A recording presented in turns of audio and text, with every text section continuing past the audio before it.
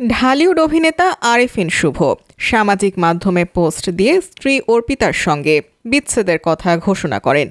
গত বুধবার সন্ধ্যায় বাংলাদেশের জনপ্রিয় এই অভিনেতা তার বিবাহ বিচ্ছেদের কথা জানান। সারা জীবন একসঙ্গে থাকার অঙ্গীকার করেছিলেন যারা, মাত্র কয়েক বছরেই বদলে গেল তাদের সম্পর্কের সমীকরণ। আরেফিন বিচ্ছেদের কথা ঘোষণা করে লেখেন, আমি অত্যন্ত দুঃখের সঙ্গে জানাচ্ছি যে আমি আর অর্পিতা আমরা হয়তো বন্ধু হিসেবেই ঠিক আছি, জীবনসঙ্গী হিসেবে নয়। কলকাতার মেয়ে অর্পিতা সমাদ্দারের সঙ্গে 2015 সালে বিয়ে হয় আরেফিন শুভর। প্রায় 9.5 বছরের এ দাম্পত্য জীবনের অধ্যায় মাত্র কয়েক বছরেই শেষ। গত 20 জুলাই তারা বিচ্ছেদের সিদ্ধান্ত নেন। সামাজিক মাধ্যমে পোস্ট দিয়ে সে কথাই জানিয়েছেন শুভ। অর্পিতার সঙ্গে বৈবাহিক সম্পর্ক আর নেই অভিনেতার, সে কথাই জানাতে চেয়েছেন তার শুভাকাঙ্ক্ষীদের।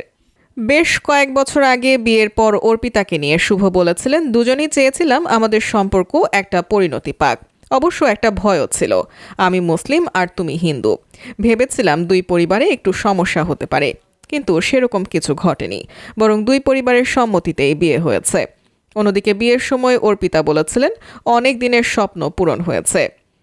আরেফিন সে সময় আরও বলেছিলেন, জীবনের শেষ দিন পর্যন্ত এই সম্পর্কটা রাখতে চান তিনি।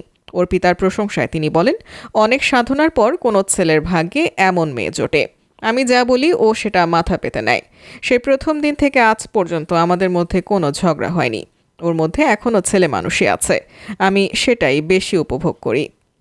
উল্লেখ্য, বিয়ের আগে থেকেই ঢাকায় পোশাক শিল্পী হিসেবে কর্মরত ছিলেন অর্পিতা সমাদ্দার। 2015 সালে 6 ফেব্রুয়ারি বিয়ের বছরখানেক আগেই পরিচয় হয়েছিল শুভর সঙ্গে। এরপর বন্ধুত্ব, ভালো লাগা ও ভালোবাসা।